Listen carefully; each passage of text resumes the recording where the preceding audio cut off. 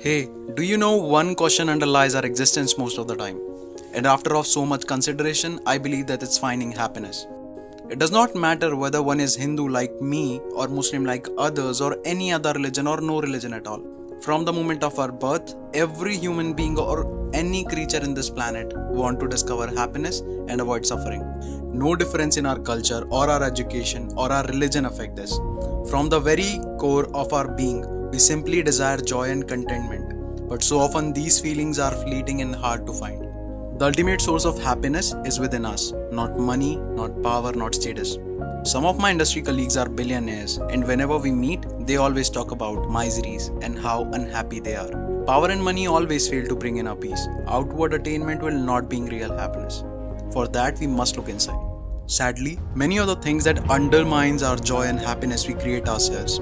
Often it comes from the negative tendencies of the mind, emotional reactivity, or from our inability to appreciate and utilize the resources that exist within us. The suffering from natural disaster we cannot control, but the suffering from our daily life disaster we can. We create more of our suffering, so it should be logical that we also have the ability to create more joy.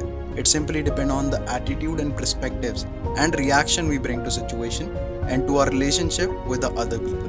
When it comes to personal happiness, there is a lot we can do as an individual. Now, we are in the 21st century. We are improving the innovation of the 20th century and continuing to improve our material world. While there are still a lot of poor people who do not have proper food to eat. Generally, the world is now highly developed. Multi-billionaires are going to space tours.